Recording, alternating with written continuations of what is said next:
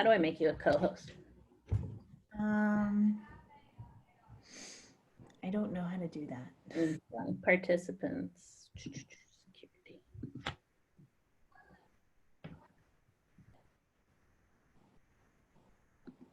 Hold on, I'm gonna Google it. Can you do like more under the participants if you click on me?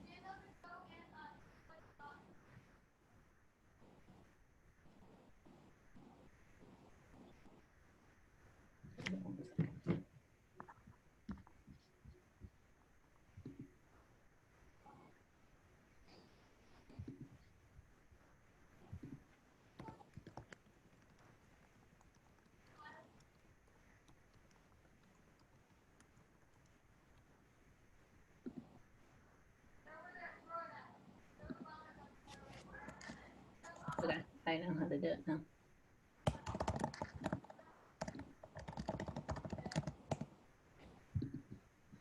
Have to hover over your name and make you.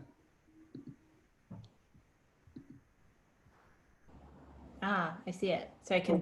I might have just made you the host now. How do I do co-host? You definitely made me a host. But am I still host? Now I don't see Do you have all the admitting powers? I think now you do.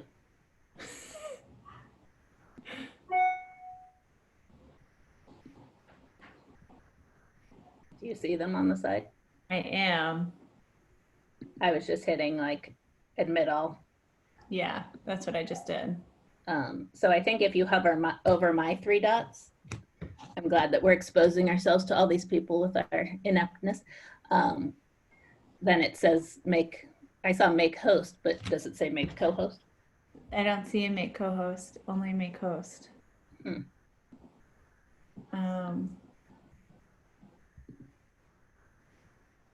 So glad we're recording this. Do you want to change it back to me since you're starting? Yeah, sure. Okay.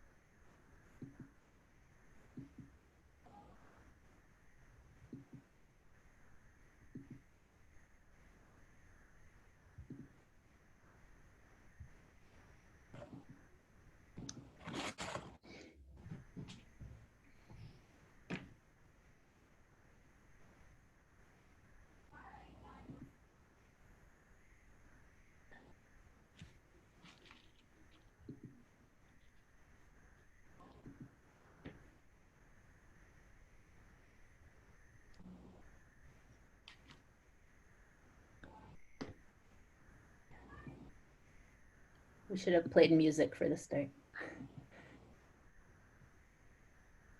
We're going to give everyone 5 minutes to join.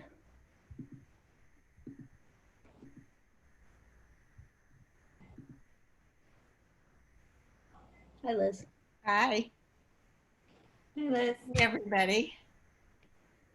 We're just, I'm admitting everyone, so we're going to give it like 5 minutes and then Sarah will start and I'll keep letting people in. Great.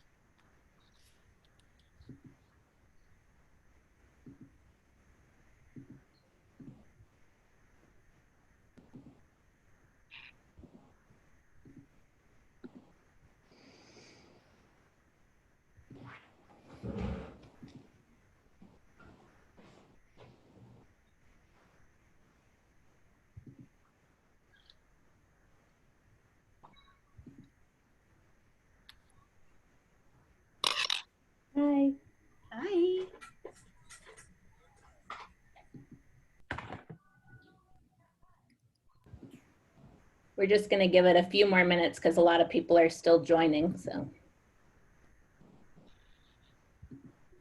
bear with us for our first virtual PTA meeting.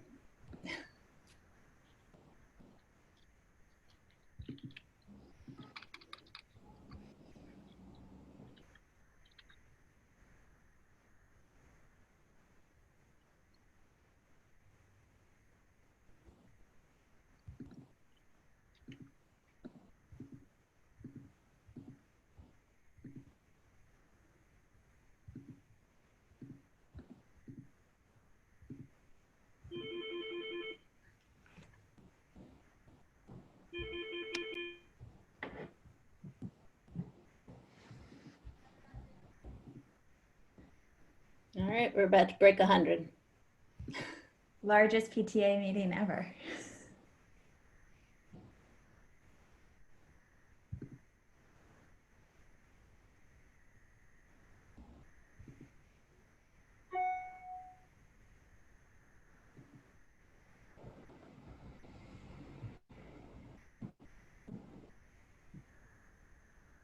Oh, someone gave me a tip on how to make a co-host.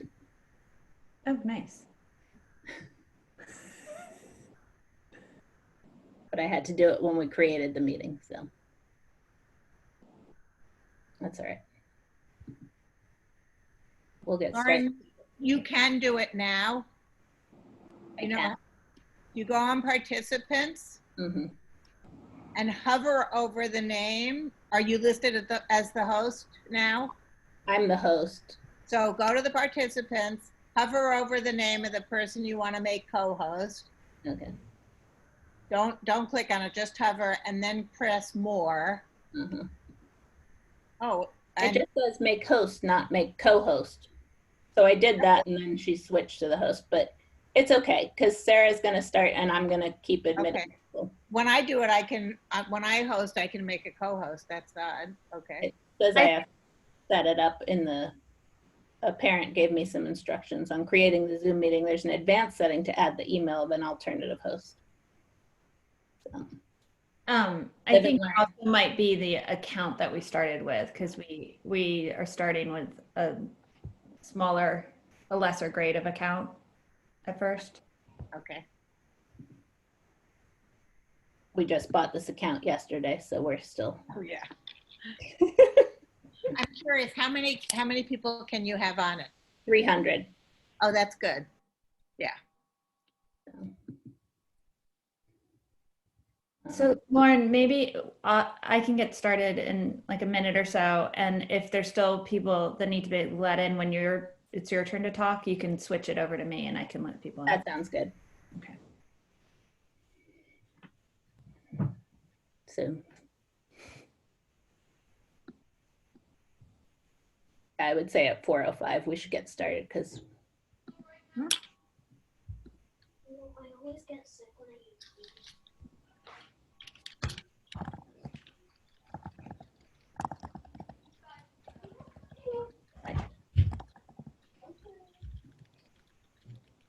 Did everyone just hear that my son just came in for gummy bears? Didn't hear that. That's how we get through the day. All right, it seems to be slowing down, so I think it's fine to get started. Okay. All right. Well, welcome everybody. I am Sarah Sampson, and Lauren is also here. We've been the co-presidents for the past year, a little longer, and we just want to go over a few PTA business to start off, and then we're going to turn it over to Liz, and she'll give us a state of the school. So I wanted to kind of let everybody know. Oh, and I guess one of the things is I'm going to be rotating off as PTA president, but Lauren is staying on. And one of the things we're going to be talking about today is looking for officers, including a co-president. So we, last year when the pandemic hit, pretty drastically changed our goals and expenses for last year, and we ended up raising about $836,000 last year, which was about $300,000 short of our $1.1 million goal. And our expenses ended up being, we usually spend everything that we raise because we give it back to the school. We ended up spending about $800,000. We were still able to do some of the most important things that our priorities have been in the past, which is funding 3 teachers, funding enrichments that will be held this year for remote learning. We also pay for our computer associate at the school and a community associate. And we're still paying for professional development, including Teachers College, which this year will focus on literacy and equity. So far this year, we've already kicked off our Fund 321 fundraiser, which is kind of our line for individual contributions. And we raised about $43,000, I think. And we were able to, as we had said we wanted to, in kicking it off, we're able to send donations to 2 schools in Sunset Park, Dewey and Sunset Park Prep, of $5,000 each. And then we've also bought several kind of COVID-related things, including hand washing stations, stools. We paid for the paint. There are microphone headsets that the teachers are getting to help with arrival and dismissal time and time outside. And the next bit of business that we have is that we have another PTA meeting scheduled for October 29th. Lauren, I believe it's at 6:30, right? We had done a survey and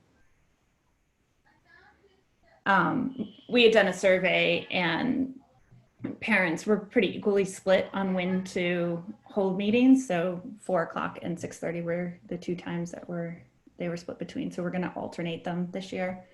At that meeting in October, we'll present our budget for that is voted on by the parent body for the coming year. And right now in our planning for that, we're planning on drastically reducing the size of our budget because our fundraising abilities are less. So we know that we won't be able to hold a lot of the events that have contributed to our meeting all of our revenue goals in the past.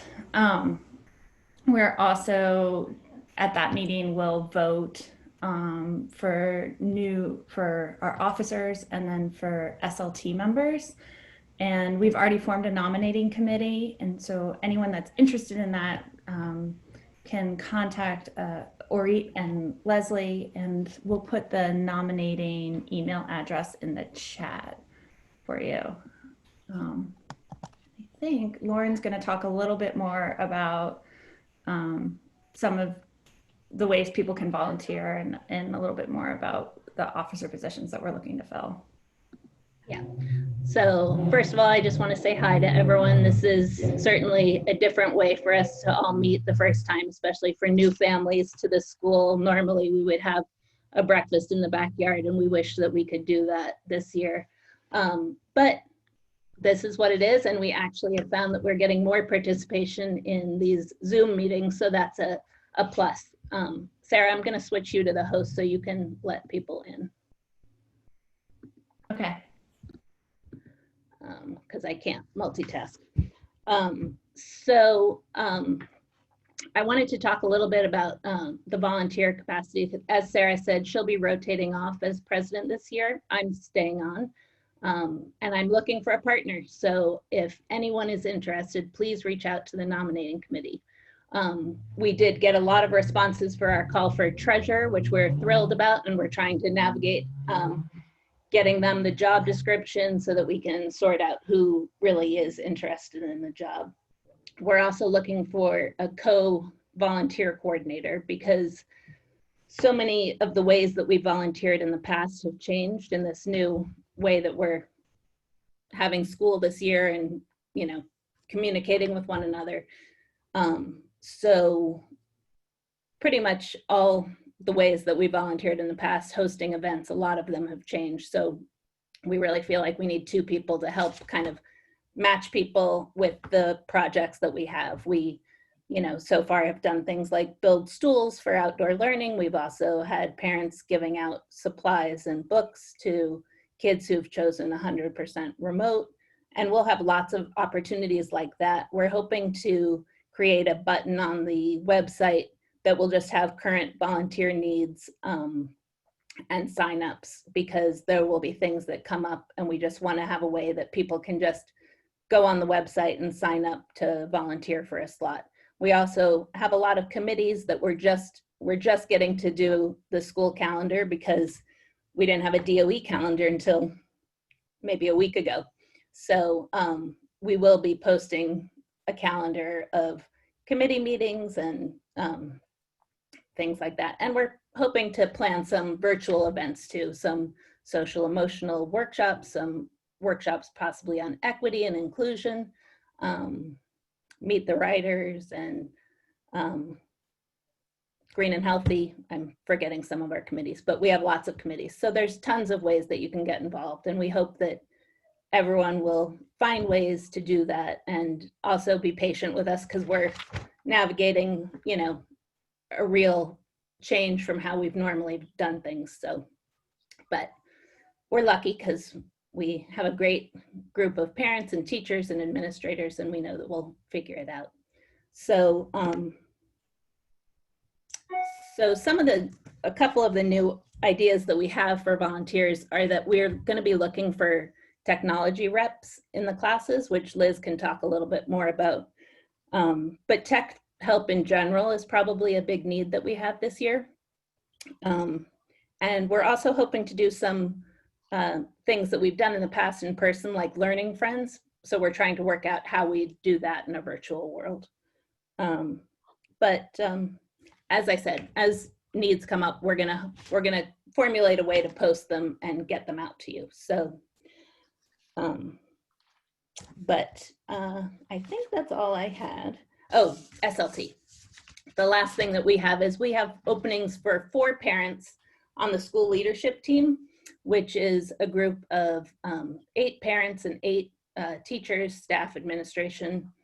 And it's where a lot of like school philosophy and we've talked about topics from homework policies, discipline policies, how much sleep children are getting, how much sleep parents are getting, equity, inclusion, learning differences,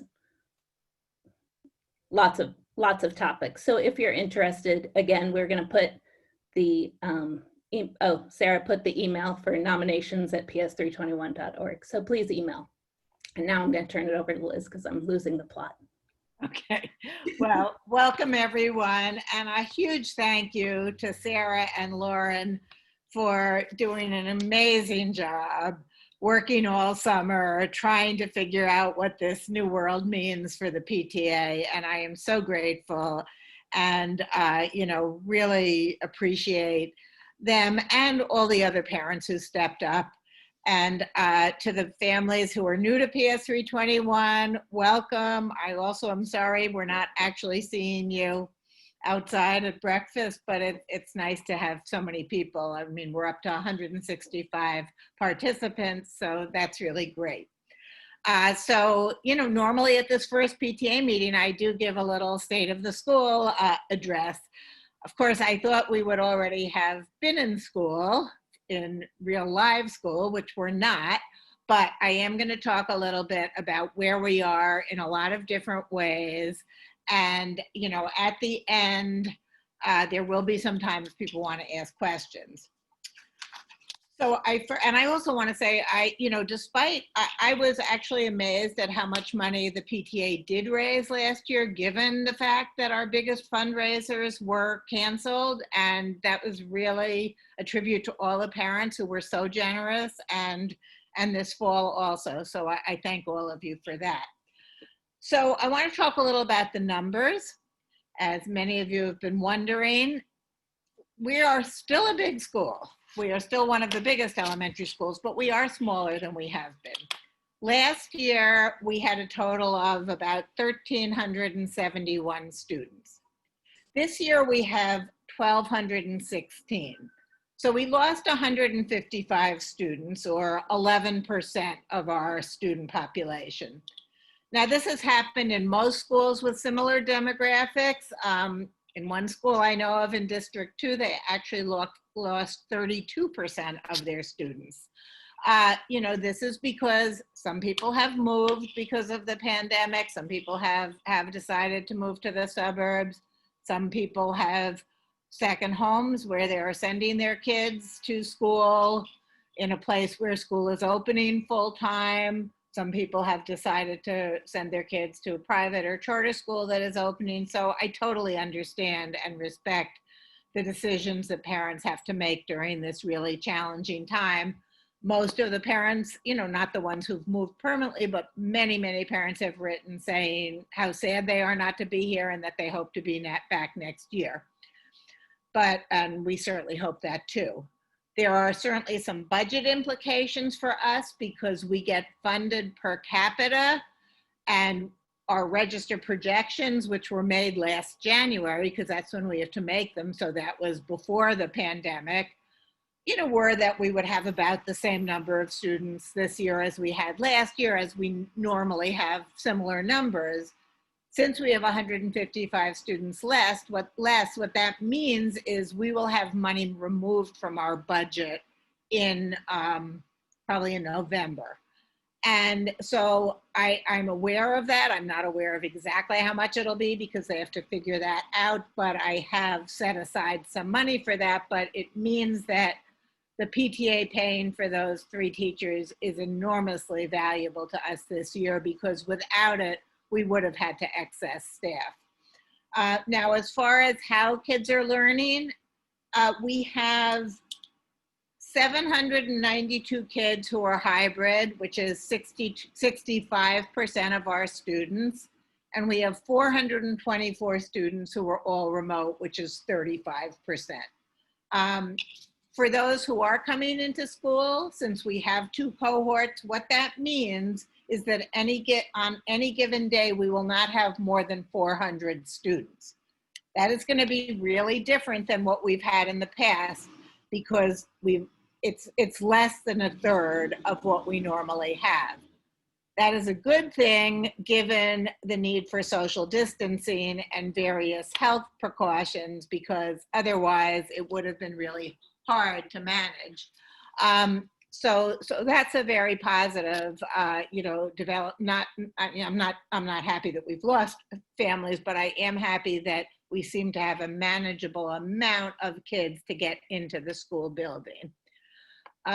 We do have a staggered start time, as I think you all know, where our early childhood classes are coming 10 minutes later and leaving 10 minutes later. There's actually a 15-minute for the first 2 days, but after that, so that we shouldn't, if people get here on time, and I really want to urge you that promptness is more important than ever, because if people get here at the designated time, then we won't have more than 200 people trying to get in at the same time, which would really make a difference in terms of keeping everyone safe. I'll talk more about safety in a few minutes, but I want to talk about some curriculum related things first, and then we'll go back to this. You know, over the summer, we had about 50 teachers who were paid to develop lessons for this year, because we knew that this is a new way of teaching for a lot of people, for those who aren't hybrid teachers, certainly the remote teachers, but for all of us, as we saw this week, we know that at any point it could switch back. We're hoping it doesn't. We're hoping we stay with most of our kids coming into school, but we need to be prepared in case we have a situation like we had this week. So our teachers were divided up into committees that they chose. We had teachers working on literacy, on reading and writing. This was by grade, a couple of categories by 2 grades together. We had teachers working on social emotional learning. We had teachers working on equity and anti-racist lessons. We had people working on social studies and in some cases math. They developed a lot of lessons because one of our goals for this year, given how we are working, is for more consistency across a grade. There's still going to be individual differences. First of all, the all remote teachers are meeting with the kids every day. That's going to be different as far as the pacing than the hybrid teachers who are going to be meeting with the kids 2 to 3 days a week, although in smaller groups, in groups of 10 to 12, which will mean more individualized attention there, which will be great. In any case, those lessons that have been developed, some of them are, lesson plans that teachers can use in their in-person teaching or in their Zoom lessons. That's particularly true for the social emotional learning and anti-racist lessons, which don't feel like they should be asynchronous lessons. In some of the other cases, there are lessons that are now up on Seesaw that remote teachers can use now, that kids can at times might be assigned on their all remote days. So we spent a lot of time developing that. We hope, we've seen a payoff already, but we're hopeful that that will really allow us to have rich instruction this year. As mandated by the Department of Education and certainly supported by our community of parents and staff, there is a heavy emphasis on social emotional learning. There's an understanding that all of us, adults and certainly children, have experienced something that for some of them was very traumatic, for others not so much, but we have to really attend to kids' emotional states and where they are and what that feels like coming back to school after not having been here for 6 months. Now, one of the things I will say, even though I was terribly disappointed that we started remotely for the hybrid classes, there is kind of a hidden benefit, which is that the kids know their teachers before they're coming into the building. And I think that is a very positive thing as far as hopefully reducing some of the separation anxiety, that they will already recognize their teacher and some of their classmates at least. In addition to the social emotional learning and the focus on equity and anti-racist lessons, we are continuing our literacy program, which is a readers workshop, writers workshop approach for many years, close to 40 now. I think it is, well, whatever, at least 35. We've worked with Teachers College Reading and Writing Project. We use curriculum that they've developed and our teachers have modified. We will continue to do that. And as I think Sarah said, the PTA is supporting that continuing professional development, which is really helpful because Teachers College has moved most of their units of study online and have developed online units and online assessments, and we'll be working with our teachers on that. We are going to be assessing kids in reading. We never assess kindergartners right at the beginning, but for the other grades, fairly soon, by the end of October, beginning of November, we want to make sure that we have a sense of where kids are in terms of reading. So some of that will be done remotely, some of that will be done in person. Our goals for kids in terms of reading and writing are similar, but modified in some ways because we know we don't have as much time with the kids and we certainly don't have the in-person time. But I think what it's done is forced us to really think about what are the bottom lines, like what's really important for kids to learn in first grade in reading and writing, what's really important in fourth grade. And, some things in the past, we had many units of study where kids worked in different genres in reading and writing. There may not be as many of those different genres, but the same basic, skills we're going to teach. We want kids, obviously, they need to learn to read when they're in first grade. We still have those same goals and standards.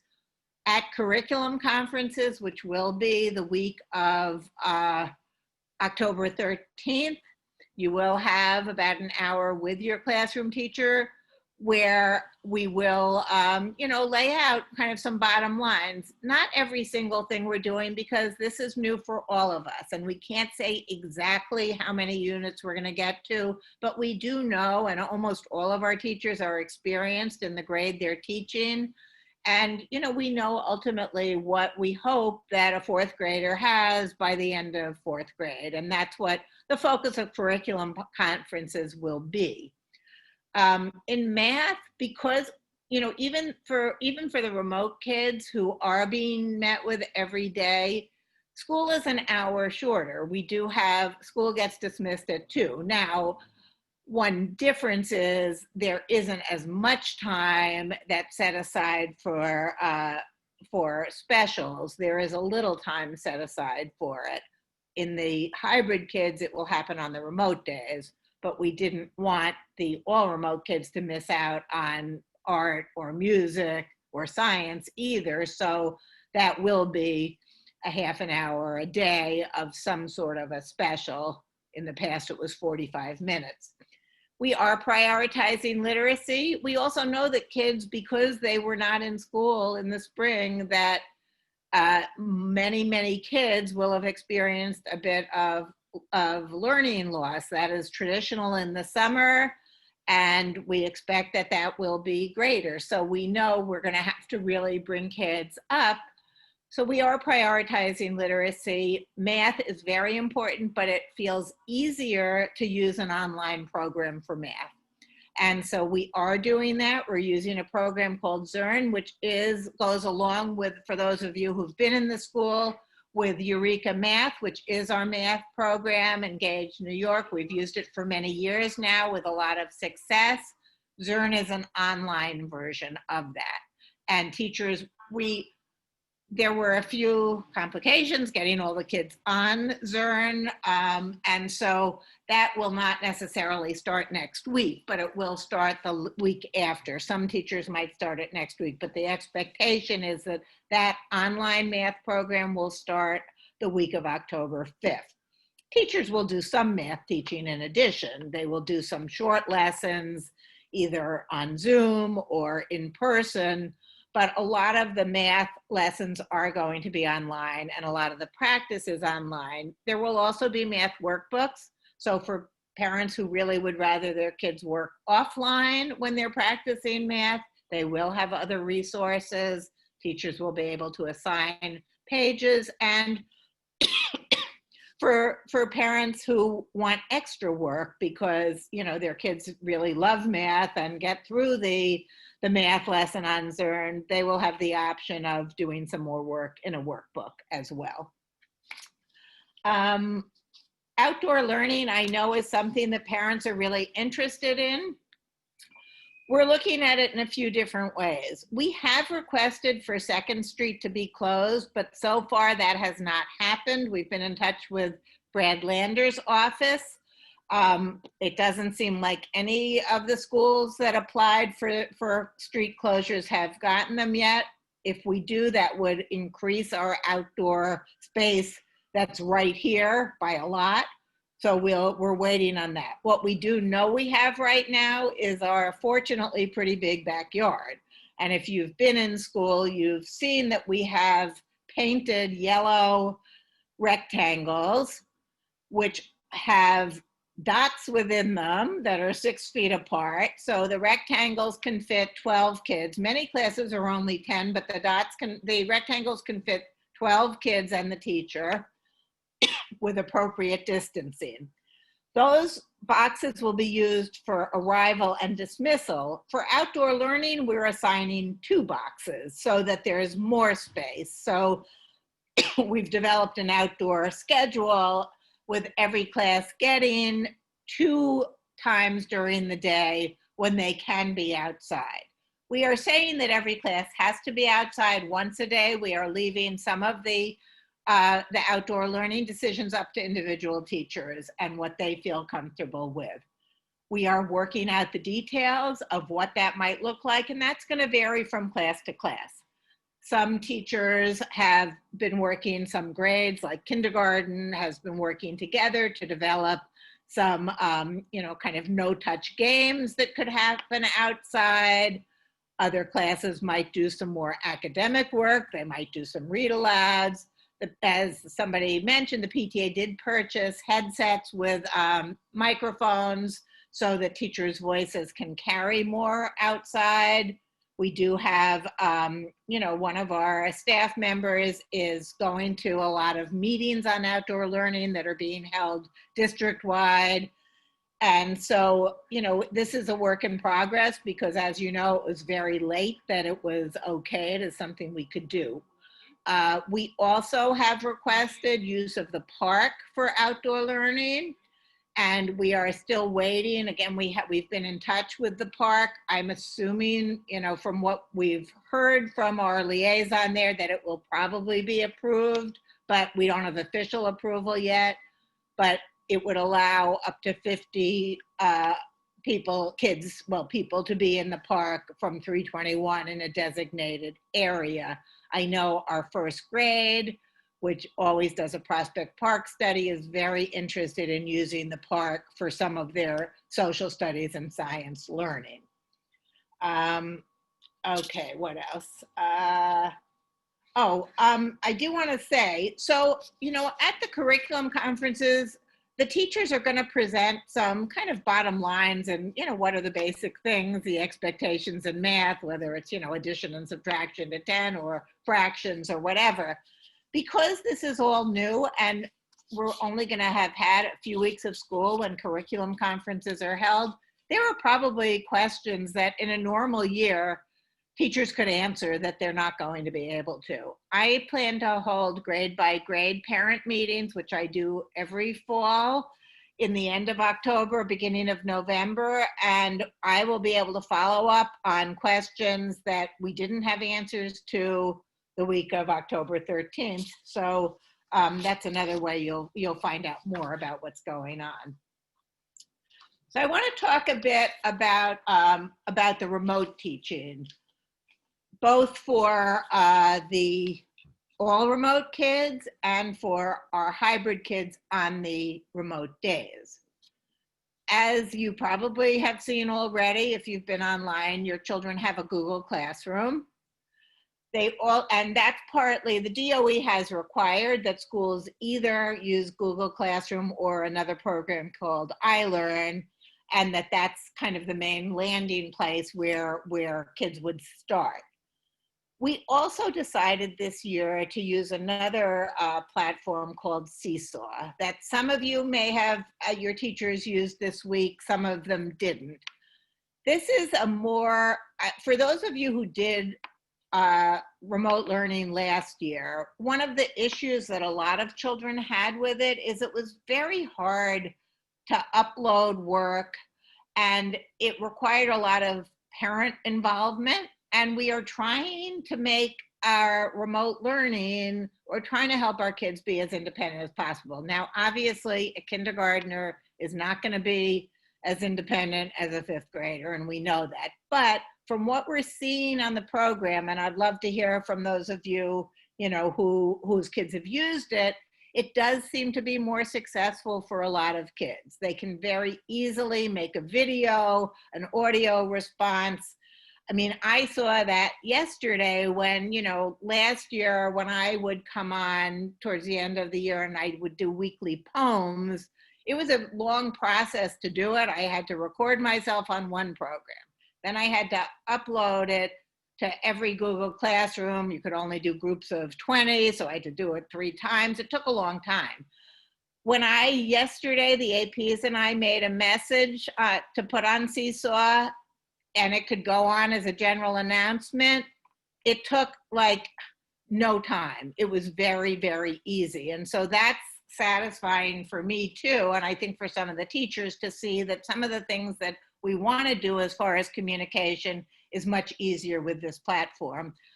Other schools we know have used it. 29 has used it for several years, and they used it last year and had a lot of success. Packer uses it. I had first seen it when my granddaughters who go to Packer had used it. So I'm hopeful that it's going to be successful. But I do want to say it's new for the teachers this year.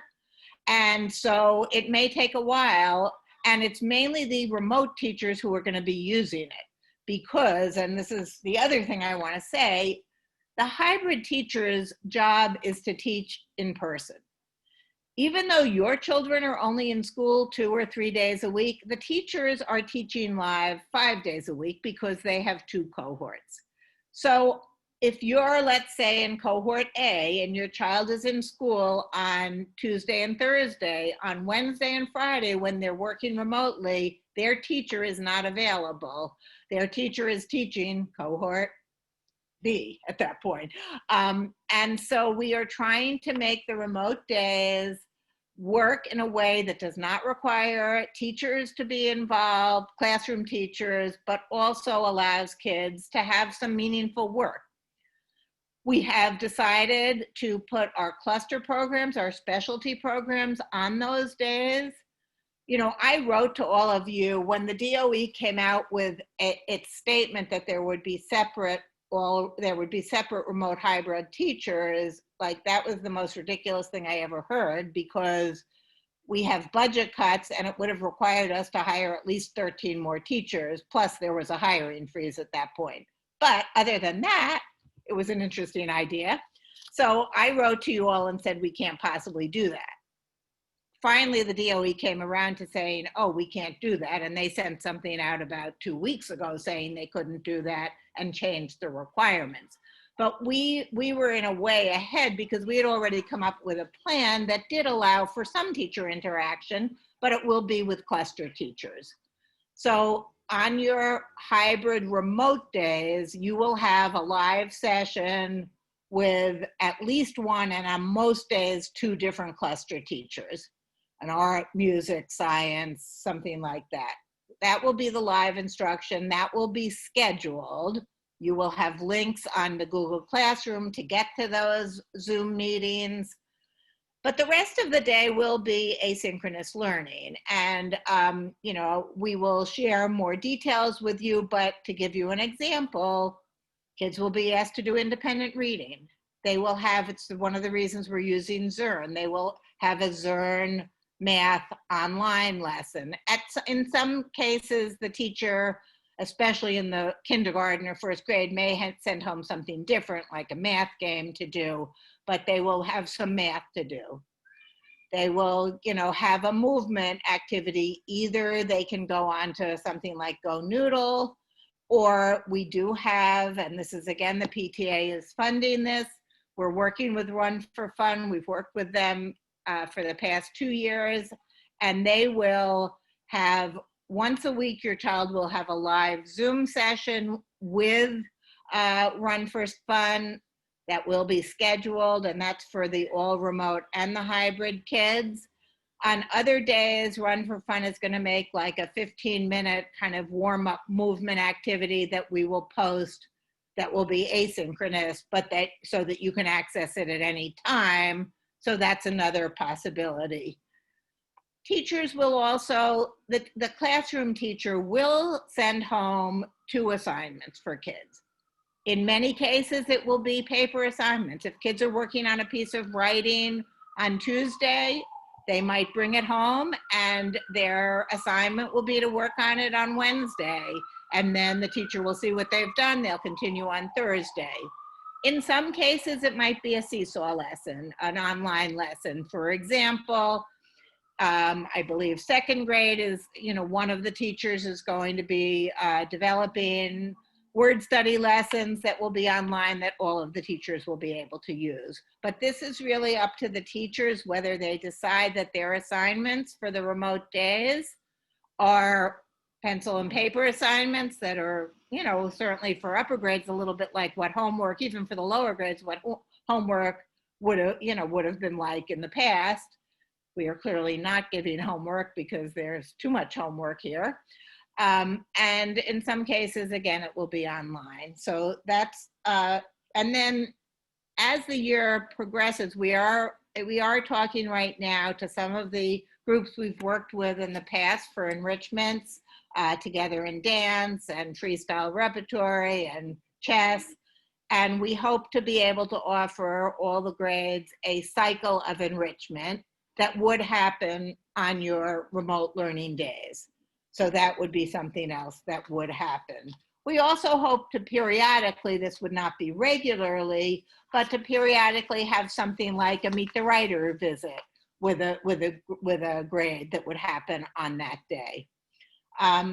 We are asking for kids to listen to a read aloud. We are going to post a link to some online read alouds, but we are also saying if a parent or a caregiver or somebody there wants to read aloud, great. We are trying, you know, I think one of the challenges, and we talked about this a little bit with staff too, parents have really different perspectives on what they want their kids doing on the remote learning days, the parents who've chosen hybrid. Some really want online a lot of the day, and some would really prefer their kids are off the screen. And we're going to try to give options that allow parents to make some of those decisions. So if you want an online Go Noodle or Run for Fun, you could do that. But if you want to go to the park with your kid, that kind of counts as their movement for the day. So we are trying to be flexible while still giving kids, you know, as rich a learning experience as possible. What else? And we're encouraging some independent creative work. So if your kid loves to do art, that there's a time, we have something we're calling a remote rainbow that will be up on the Google Classroom that will outline these different parts of the remote day. And, you know, and so one part will say, you know, creative activity, art, music, you know, learn a foreign language, whatever you want to do, drama, something like that. So that's kind of an overview of what the remote day will look like. Related to what Sarah or Lauren said about tech support and parent volunteers, we do have some amazing tech support at school, but obviously, especially at the beginning of this remote, you know, learning, we have a huge number of requests from both staff and parents. We have Nuri Bay, our computer technician. We have Sarah Silver, our technology teacher. And we have one of our paraprofessionals who's really great at technology working on this. And one of the reasons we ask you to fill out a tech form rather than just email is so we can prioritize and group requests and get support. However, if we could get a little more support, if there was a tech point person, parent in each class who could deal with small problems that, you know, other parents are having, that would be great. So I encourage you, if this is something you feel like you have expertise in, to volunteer. I do want to acknowledge one problem, that if you have a DOE iPad, which some people, not from 321, I'm not talking about what we gave you, but if you have one that you got centrally last year through the DOE, through applying with a form, right now they have blocked Seesaw. That is a serious problem. That was not the case in the spring. We are trying to get it unblocked, but meanwhile, Nuri is working with families who are in that situation to loan them other devices from the school if they don't have an alternative device. If you do have other computers at home that your child can log on to, great, because we do have a limited number of devices. We have ordered new Chromebooks, but there is a backlog, so we're not sure when we're getting them, and we've given out most of our devices, but we are prioritizing anybody who can't get on Seesaw who doesn't have another option.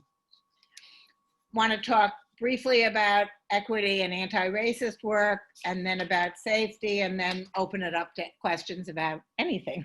So last year, as those of you who were in the school know, well, for many years, we've had a very strong focus on equity and inclusion. And we've had a parent equity committee and a staff equity committee. And, you know, we are very committed as a community of staff and parents to doing everything we can to make sure that all children and all families and all staff members feel supported in the school, whatever their race, religion, family structure. And we've worked with some outside groups like Raising Race Conscious Children.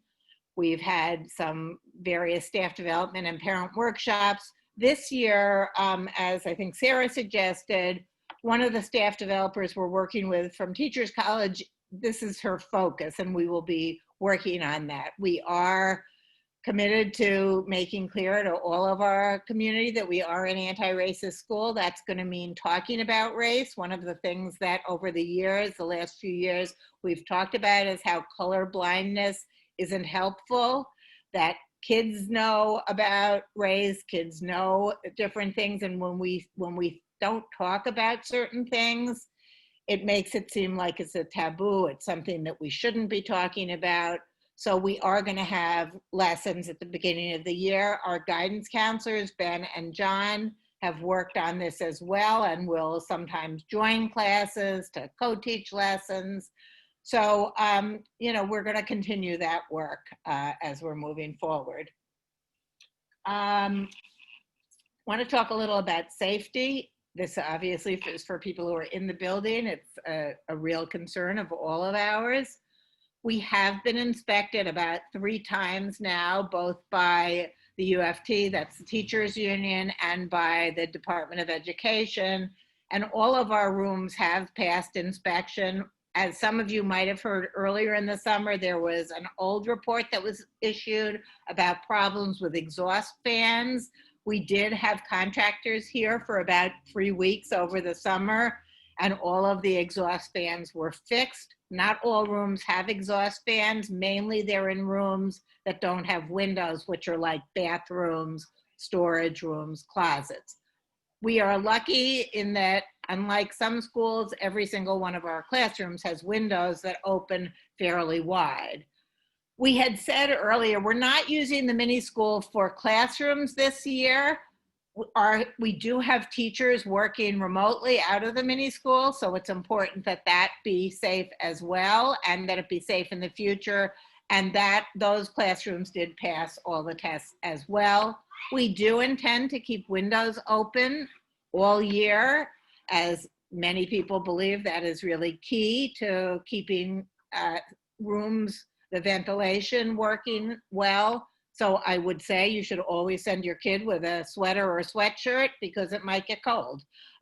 So we are going to, you know, do everything we can to make sure kids are safe in terms of mask wearing at all times other than eating or a possible mask break outside, but we're not having mask breaks other than for eating inside.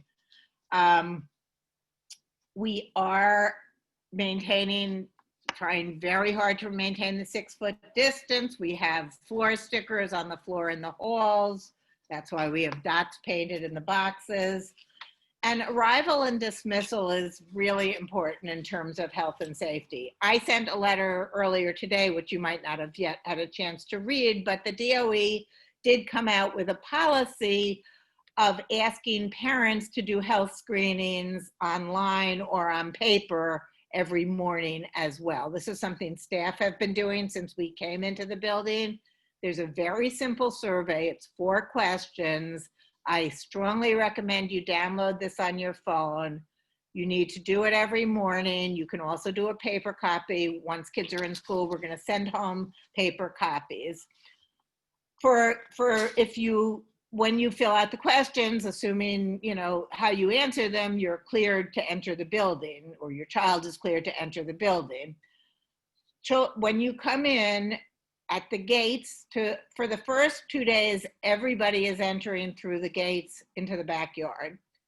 And we will have administrators and guidance counselors, and we will be looking at your screening. So if you have it on your phone, that's the easiest thing. If you have a screening, you'll be let in. If you don't have a screening, we will take the child's temperature with a no-touch thermometer.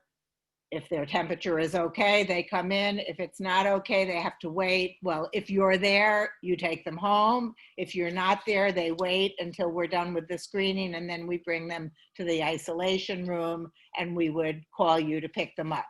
A temperature over 100 is considered a temperature where they cannot be in school.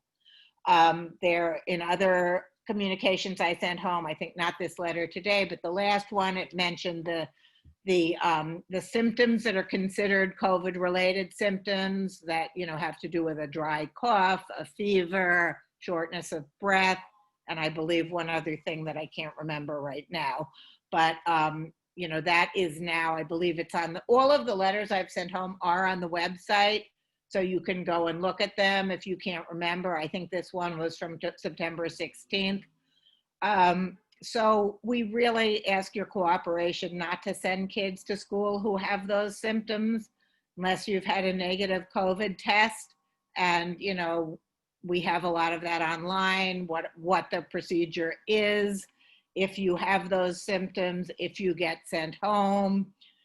But, you know, it doesn't mean if your child has a runny nose, they have to stay home. If they don't have a fever, and you haven't been in contact with someone with COVID, they don't have other symptoms, that's okay. You know, I would err on the side of caution at the beginning. We do want to try to keep everyone safe, and we also want to try to avoid having the school shut down if there are a number of cases and the whole school would then have to quarantine. So I've gone on for a long time, talked about a lot of things, but I would love to open it up and answer questions that I can answer. Liz, I think there's some questions in the chat already. Okay. I was going to read a few of them. That would be good if you could do that. So the first question is, do we really need permission to use the park, or could small groups go without permission? Small groups can go without permission. I kind of had the same thing. We've always used the park. So I think small groups could go without permission. A class. I mean, a class is only, I mean, you know, when we talk about a class, we're so used to talking about 25 to 30 people. A class is 10 to 12 kids. Now, what I will say about using the park is we are going to need a parent volunteer on any park trip, because being 6 feet apart, we cannot, well, first of all, we would always need to have 2 adults, but it's also going to be really important for crossing the street. So I would think in the lower grades, they might want 3 people, 3 adults with the kids. But yes, I think that we could use the park in smaller groups, even if we don't get permission.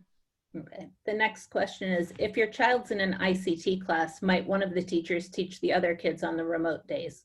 So here's what's happening. On the remote days, the children with IEPs are getting instruction from the special ed teacher.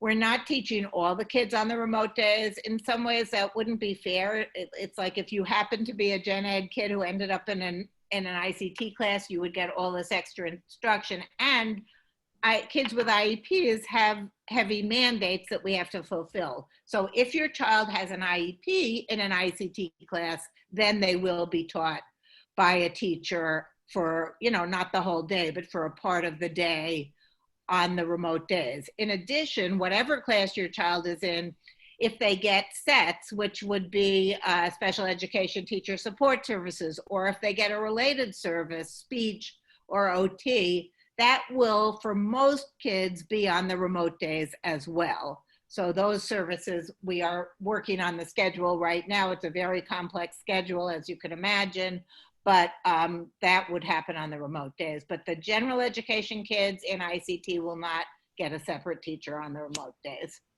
Okay. When will special cluster teachers start for cohort D, 100% remote? They started this week. Okay, So, if that person, Rebecca Daggert, wants to follow up, you can unmute yourself. And okay, the next question is, can we please have a broken down overview of learning targets per semester and or visibility on projects and activities so that we can complement what's being taught in class and plan our involvement, especially during remote days? right. So curriculum conferences are when you're going to get beginning of that, and after curriculum conferences, we will send home something in writing that will have those bottom lines I talked about. The next question is, will cluster teachers be live for hybrid or cluster teachers will be live for hybrid and asynchronous for all remote? That is correct. And that is because there's only so much time. We have fewer cluster teachers than ever before. And because we want to give the hybrid remote kids some teacher contact, some synchronous instruction on their remote days, we prioritize making those classes live. The all remote classes have a teacher who's live a lot of the time, so they are getting the asynchronous cluster teachers. It might be helpful for parents to know how many of our cluster teachers got moved to be classroom teachers, so we know how much shorter we are with cluster. Well, it's not just that, it's also because of budget cuts. So two things happened. Last year we had 11 cluster teachers. This year we have 6. We have 3 of our cluster teachers have become classroom teachers. 1 all remote and 2 hybrid. Well, actually 2.5, because one of our teachers is teaching 1 cohort and then teaching some of the cluster program on remote days. But we also did not replace some cluster teachers who went on leave this year, one retired and one took a sabbatical, because I knew that our budget was going to be tight, and so we didn't replace them. So we are down. We only have 6 cluster teachers this year. I think 2 are on sabbatical. 2 are on sabbatical. Joe and Victor. You're right. Sorry, 2 are on sabbatical and 1 retired. Right. All right. Next question.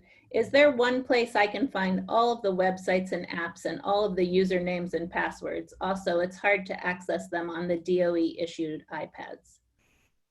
So on the DOE issue iPads, it should only be Seesaw. I think that's hard, but I mean, that issue, I think you would have to reach out to the tech support people. I do know, and I'm glad that question came up, because we went back and forth about whether we would keep on our own domain for the Google Classroom or use the DOE domain. Originally, the DOE said we want every school on the DOE domain.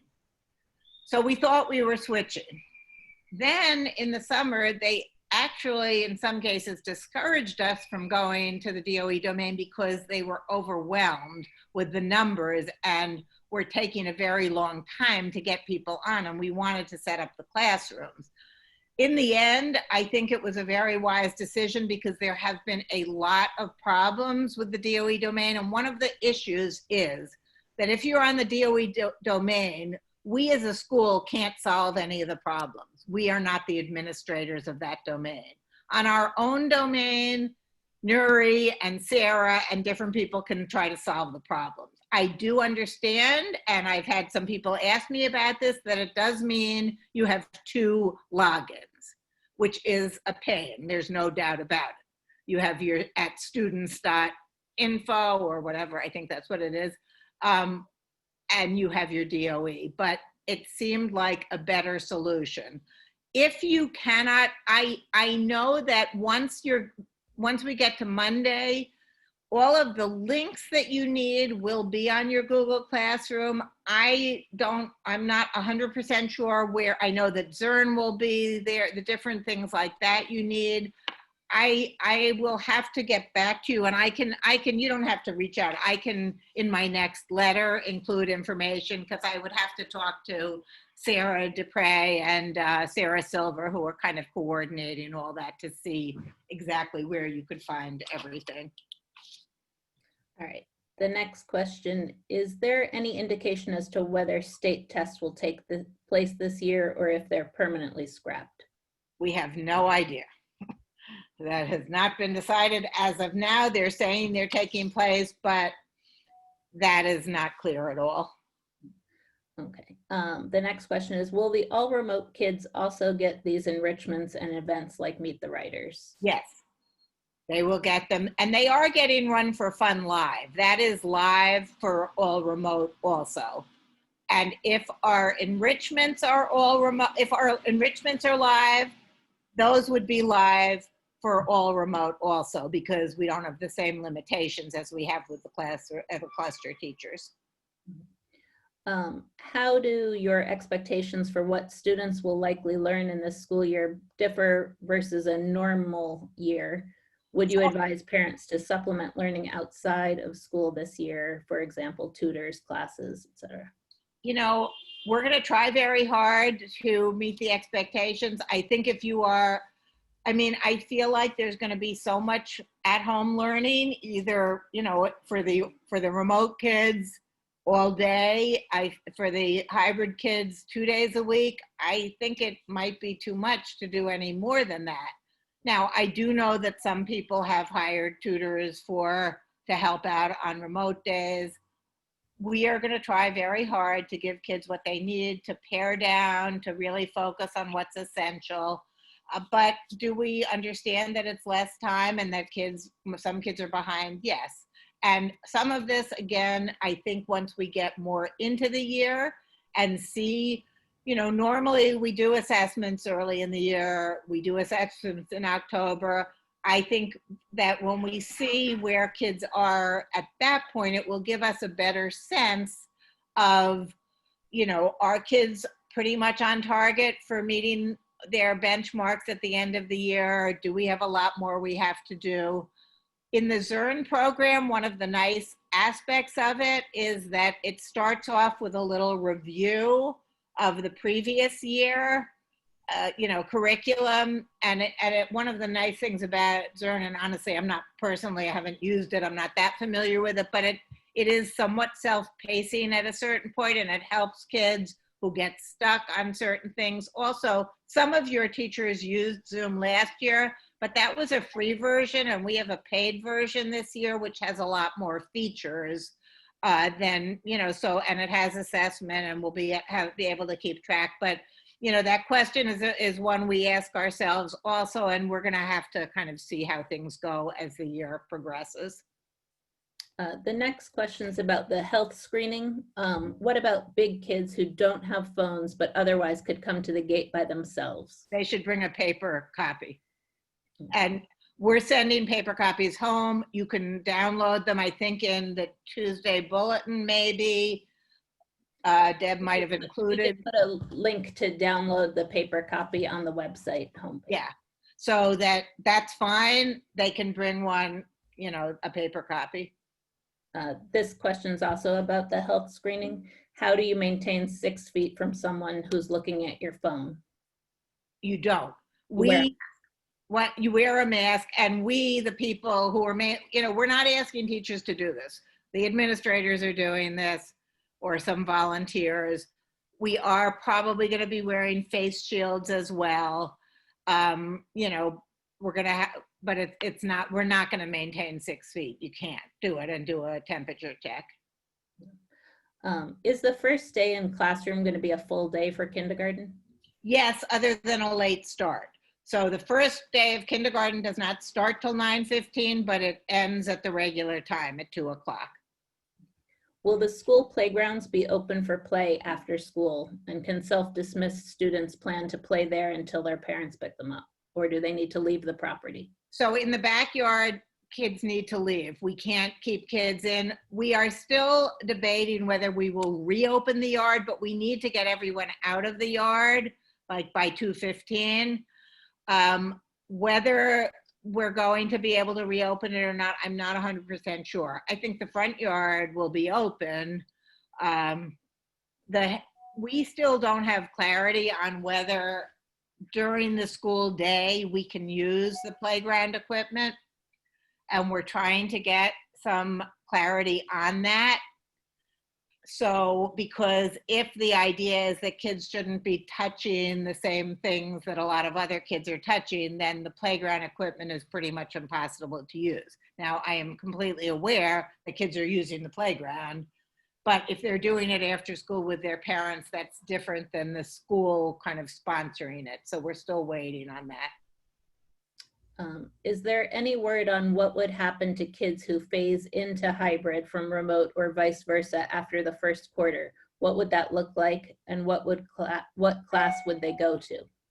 So we thought you have to, for people who, I'm going to first do people who are in all remote. People who are in all remote who want their child to move to hybrid in November have to make that decision in October. I think it's about 3 weeks before we have to assign them to a hybrid class. We're going to have to see. If they're a very limited number of kids and we can fit them in our existing classes, we will add them to a class. If there are a lot of kids, who are leaving, we might have to set up a new class. We might have to disband a hybrid class. I mean, a remote class. That's what's tricky about this whole situation. And it goes the other way as well.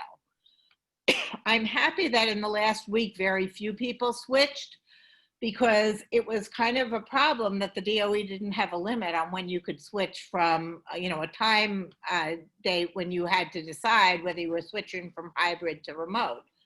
Because if too many kids switch to remote and we don't have room for them in the remote classes, and some of our hybrid classes get very small, we are going to have to collapse a hybrid class and start a new remote class. We hope we don't have to do that. We want kids to stay with the teacher they're with, but it really depends on the numbers, because there are first of all, there are space limits of how many kids can be in a room. If the room is filled, if there can only be 10 kids in it and there are 10 kids in it, we can't put any more. Now we do, because we've had kids switch to all remote, let's say 3 weeks ago. Our hybrid classes are not all at capacity now. Some of them are, but they're not all at capacity.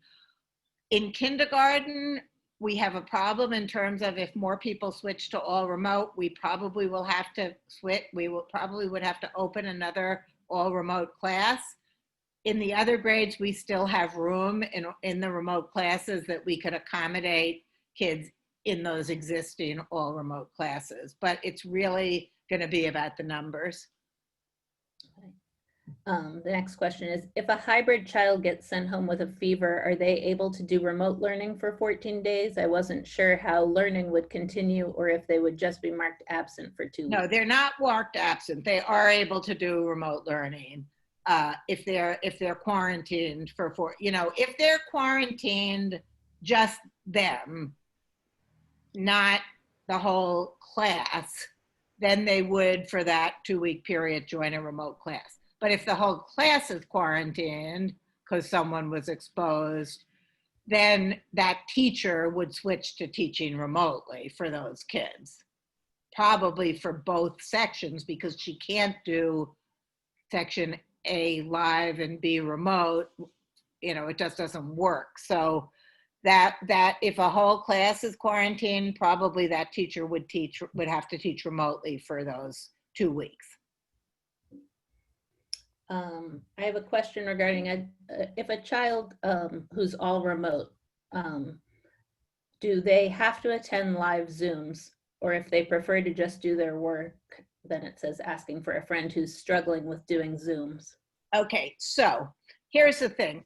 Kids who are remote, we know people have made some different arrangements. Some of you have a tutor or working with your kids.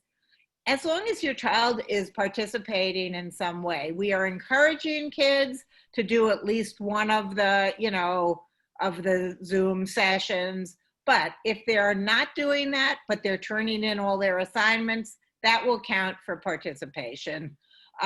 If they're doing none of that, we can't really mark them present. They have to do something. They're going to have to participate in some way, turn in some work, be at some meetings to be marked present.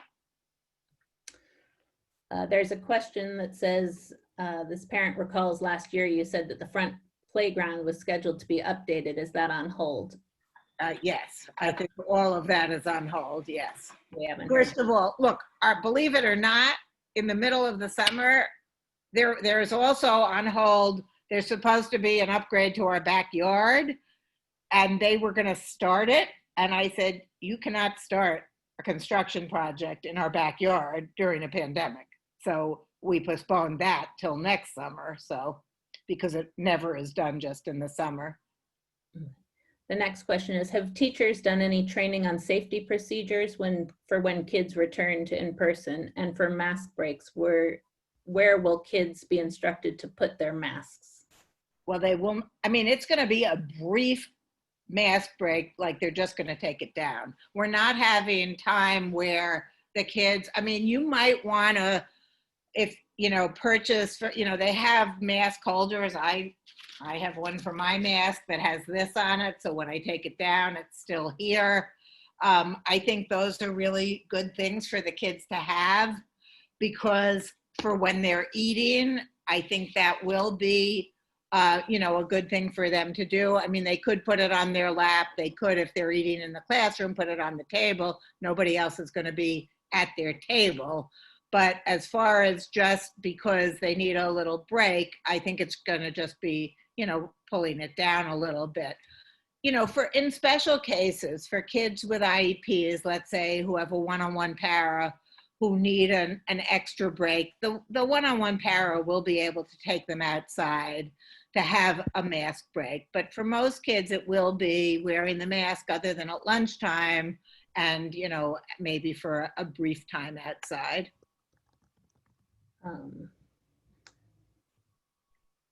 The next is comment. I found as long as your child stays on the same device, so once you get them logged in the first time, you should not have to log into, I think that's regarding passwords.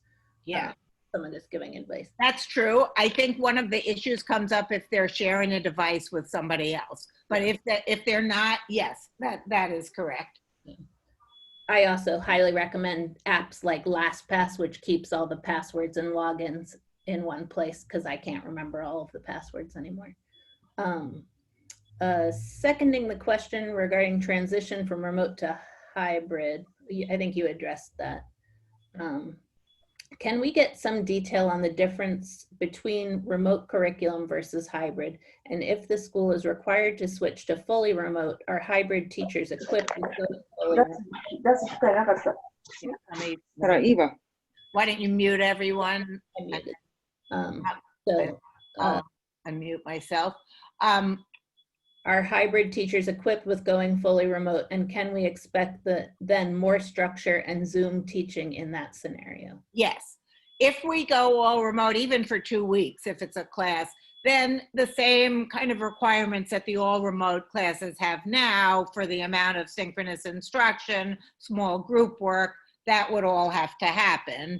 And we've been doing some training for all of the teachers in Seesaw, in Zern. So I do think, you know, is it going to be harder to start? Yeah, but I think that in some ways this week, you know, help teachers understand a little more about remote teaching. Also, almost all of our teachers did remote teaching last year. But I think that we will be much better than we were last year. And I think the biggest difference is Seesaw, and that teachers are learning that. Many of the teachers who are hybrid actually used it a lot over the summer when they were creating lessons. But yes, if we are all remote, everybody will be, you know, held to that same standard. As far as I think there was also about, is the curriculum different in all remote? The curriculum isn't different. The pacing is going to be a little different because they're seeing the kids every day. Some of that we're going to have to see what that really means once we experience it a little more. We still consider the second grade teachers are second grade teachers, whether they're teaching remotely or not. We meet together, we share curriculum, we share ideas. Some of the all remote teachers are actually, because they're posting a lot of lessons, the hybrid teachers, you know, will have access to some of those if they want to use them, or if they do go all remote. But it is something that pacing, what it's going to mean to have the kids less time and working remotely sometime, it's a little hard to know, because it's not even comparable to having your old class half time, because you do only have at most 12 kids. So even though it's much less time, it is a much smaller group. So hopefully that will have some benefit as well. But I think some of that, our goal is to do the same curriculum with the pacing, and have the same ultimate goals, but the pacing may be a bit different. We may skip certain things in hybrid that we do in all remote. The next question is whether or not we're going to post recordings of these meetings, and we are planning to have a spot on the website where we'll post all of Liz's town halls and our PTA meetings just in a chronological order. So yeah. Then the next question is, will the library become available for book lending? No, the library right now is being used as a classroom.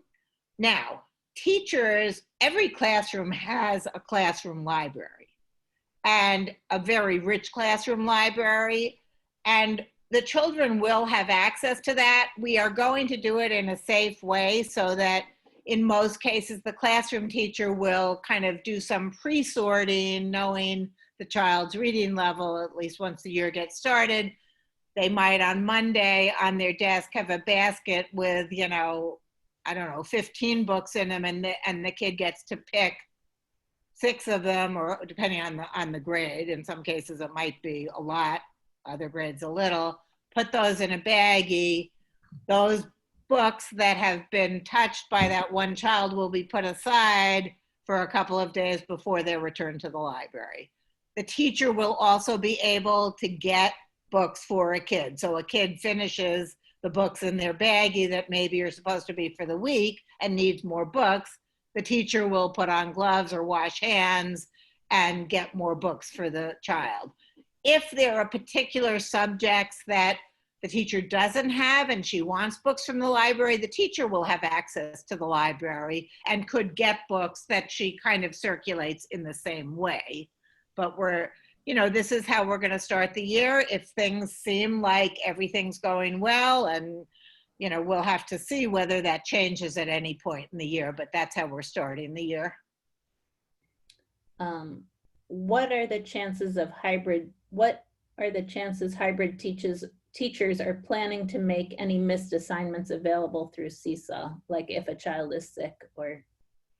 The hybrid teachers won't be able to, I think it will be more like what happens. If you're out for 2 weeks, you will have to join another class because the teacher can't teach you for 2 weeks. If it's for a day or two, I think it would be kind of like what happens, in last year, where the teacher would, when you come back, give you the assignments or, might have some communication. There is time. There's 20 minutes built into teachers' days for communicating with families. So certainly the remote, in a hybrid class, the remote Rainbow, which is going to be online, will have things like Zern lessons to do and all of that. So there will be something, but the teacher isn't going to specially prepare something for an individual child on Seesaw. Are you fairly confident that school will open on Tuesday? I'm very hopeful. The one thing that makes me confident, I have no inside information. I know as much as you know about this, but many, many schools opened this week because pre-K was open this week. That was the phase-in schedule. So most of the schools in District 15 actually have pre-Ks, or many of them do. They've been open. And from talking to those principals, that seems to have been going pretty well. So that leaves me hopeful that they will just continue with the rollout and open elementary schools next week. Can I guarantee it? No. I'm really hoping that is the case. Okay, I think this might be the last. Oh wait, no, we have a couple more questions. So if a child quarantines for 14 days for suspected illness and gets switched to a remote class, do you then get switched back to your original hybrid class after the quarantine, or do you have to wait until the next quarter? No, then you go back. That's just a temporary class. I think this is sort of the same. Does that mean if a child needs to quarantine for 2 weeks, that they'll be placed in another class when they return. No, that we just, They'll go back to their class. the health form is set up per student account. Maybe it should accommodate multiple kids, otherwise parents will be logging in and off. And That's a very good point. yeah, it would be great if one family could fill out one form. Yeah, I mean, we don't control that, but I will raise that issue about multiple kids. Like, how do you do that? That's a very good question. I don't know. I would say, until we get an answer, you might have to fill out one online, one hard copy, something like that. It takes like 3 seconds to fill out. You can do it. Like, let's say you have an older kid and a younger kid. The older kids come in first. You could do that at home. Let the kid in, and you can very quickly do it while you're waiting at the gate. I mean, there are days I've forgotten to fill it out at home, and I fill it out as I'm waiting at the front door. It's less than a minute to fill out. A more tech-savvy parent just gave a workaround where you could use 2 different browsers and fill out the screening for one in Safari and one in Chrome. I love it. Great. Wonderful. So the last question we have is, if in-person start is delayed again, will the hybrid kids start to get more assignments online? Yes. We have said to teachers that although this week was so crazy, teachers found out on Thursday, but if it's delayed again, yes, they will have more live teaching, more assignments next week. We're hoping that doesn't happen. So that's all the questions that we have in the chat. I just wanted to make another plug. I am looking for someone to partner with me to be co-president this year. So if anyone's interested, you can either email nominations@ps321.org, or you can reach out to me directly to talk about what's involved. I think it's going to be a substantially lighter load this year because normally there are a lot of events to coordinate and we won't be able to have a lot of events. But there's other things that are more complicated this year because everything's different. But, I would love to have someone new step up. I'm looking for someone who would like to do 2 years ideally so that I can have my last year at 321 to lounge in a lounge chair. But, if that's not possible, we'll take what we can get and take someone for 1 year. But please do reach out. Yeah, and I want to second that. I mean, you will love working with Lauren. I can tell you, I love working with Lauren, and it is a very different job. And I do think that there are people who in the past who couldn't have done it because of work schedules, because everything is going to be done on Zoom. It is going to be different. And, hopefully there is someone who can step up to share it. And I think, Lauren and Sarah and I have talked about this, there are certain things that if if it's too overwhelming, if we can't get people to be officers, then we have to modify the responsibilities a little bit. And it means then certain things might not happen. So I do hope somebody will step up so that we have co-presidents. And, I thank you, Lauren. I thank you, Sarah, and all the officers who have done so much already. Yes, we do have several new people who've stepped up into various positions this year, and I want to thank them for sure, too. Yeah, somebody wants your contact. Oh. So maybe put that in the chat. Okay.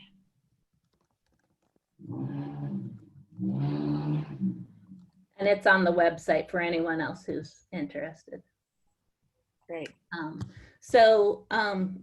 That really wraps up the meeting. Unless anyone has a question, you could unmute yourself and ask a question in person, but otherwise we are going to plan, our next meeting is October 29th. It will be the SLT and PTA elections plus the presentation of our proposed budget. So it will be an important meeting for everyone to attend. Sarah, do you have anything you want to share? No, I think that's it. Thank you all for coming. This is, one of the things we have learned is that online Zoom PTA meetings do draw a larger crowd. So it's nice to see the involvement, and we think that we can generate that into getting people involved in new ways.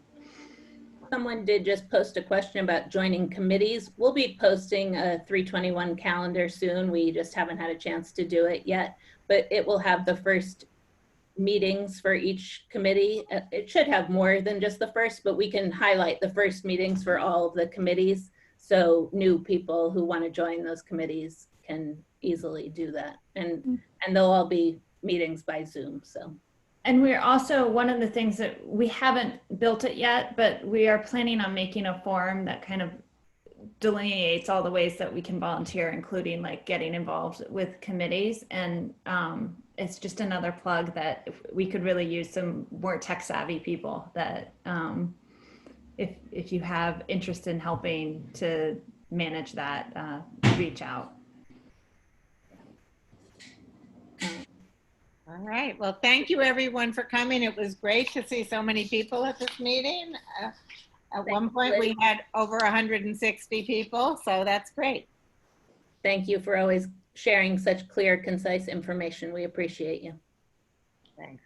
Oh, and I did want to say, whoever put up the signs in front of the school appreciating staff, I don't know who did it. I thought that it was a PTA. It wasn't, so it was some individual parents. And I just want to say that was so lovely, and it really did make a difference to staff. So thank you for that. All right. Have a good night, and we hopefully will see you all soon. Okay. All right. Bye-bye. Bye.